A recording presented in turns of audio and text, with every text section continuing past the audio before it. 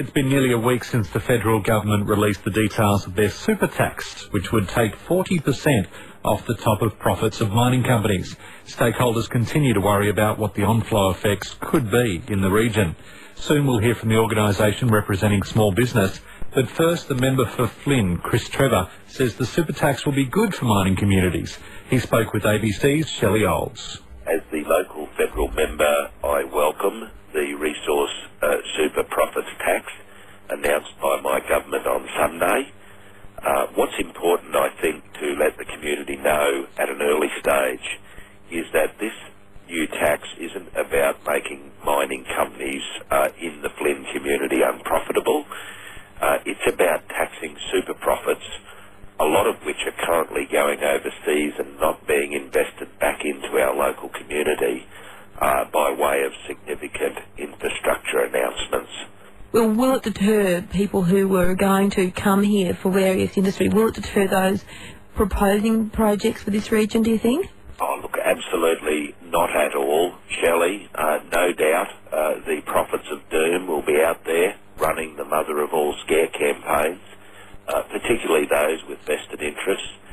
The reality of the situation is that we will consult extensively with the mining industry to ensure that we set a reasonable tax rate that doesn't scare off investment. In addition to that, we're offering huge incentives for new industry, new mining industry to come to Flynn, for those industries that remain as yet untapped, which will involve significant investment, significant new employment, and that applies to new industries such as the LNG industry. They won't be significantly impacted by this.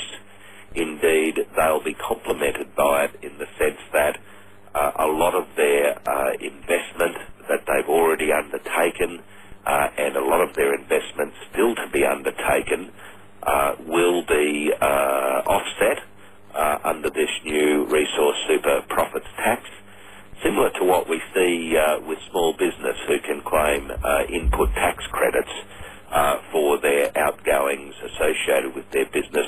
We'll be offering similar incentives to new industry to come to Flynn, and in relation to their start-up costs, we'll be offering tax incentives for them to write that initial investment off. That's the member for Flynn, Chris Trevor. Now, Scott Driscoll is the National President of the United Retail Federation. He's written a letter to the federal government outlining his concerns over the super tax. Mr Driscoll, good morning. What effect do you believe the super tax will have on wider communities? Well, I think it's proven, certainly throughout the GFC, that where the mining sector takes a hit, the ripple effect and certainly the tidal wave in some cases that carries out throughout the rest of the economy is quite pronounced. And any attack on the mining sector, such as the so-called super profits tax, is an attack on the rest of the economy. We're already seeing signs of the impacts that it may have. Well, we are. We're seeing projects being pulled, physically ending. We're seeing discussions between mining companies without projected projects being taken off the books. We're seeing billions and billions of dollars being wiped off the value of mining companies on the stock exchange, which is also an attack on mum and dad's super fund. So this is having a profound effect already, and even if the policy were abandoned today, this will leave the economy virtually in tatters via some very stupid thinking over an ill-conceived policy. So in an area like central Queensland where businesses live and die on the mines, they're so much closer to it, what does the future have in store in your mind?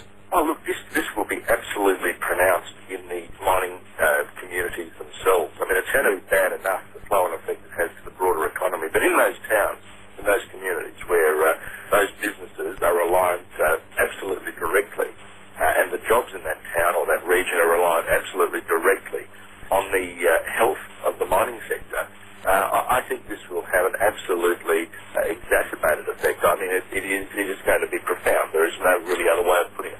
You must have been disappointed after another interest rate rise, and obviously with this proposed super tax.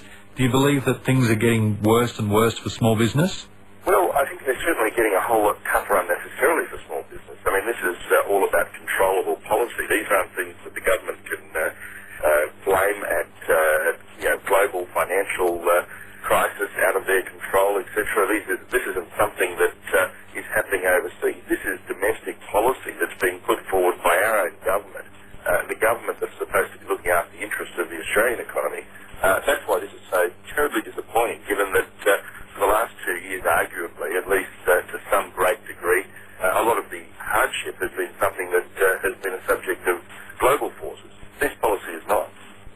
Rudd government super tax was supposed to be to benefit small business. You don't see it that way?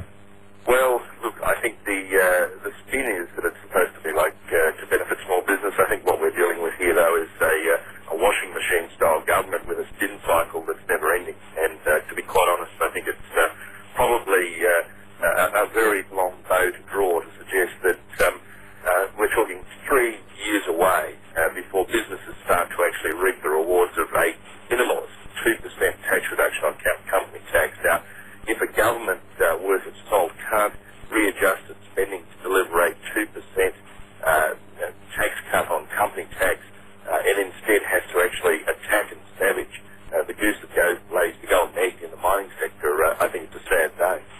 What we're seeing is a direct swipe at consumer confidence. I mean, people don't lose jobs and have sectors pull back and pull out of Australia and go overseas and see the sorts of flow and effects that are happening within days of the policy being announced. There's no sort of insular reaction to that. That has an absolute flow and effect to the rest of the economy, and we are already starting to see consumer confidence being hit. Projections from mining companies are such a devastating reality at the moment that I think anyone in a mining job in Australia would have to be absolutely petrified, and certainly anyone who's riding on the back of the mining sector, which is the vast majority of us, would be equally petrified. The Rudd government asked for your feedback following the release of the details of the super tax. Do you think they expected the response they got? Look, I think the Rudd government was going fishing for compliments. I think they're probably in a bit of desperation at this stage, and really they were going out there quite obviously to get some further skin material, and I just couldn't give it to them, I'm afraid. I think we had to just be honest. We had to tell them, as I did, that this is something that is bad. I've implored them to walk away from this policy before any further damage is done. That would be the decent thing to do. That would be the sensible thing to do. It's yet to be seen whether or not the Rudd government has the ticker to actually recognise that this is a disastrous policy that it's announced just days ago, and in the interest of the nation. And let's hope that is where their interests lie, that they walk away from this. Scott Driscoll, I appreciate your time this morning. Thank you. Thanks very much. Scott Driscoll is the National President of the United Retail Federation. I'm interested in your thoughts this morning. 1300 837 222.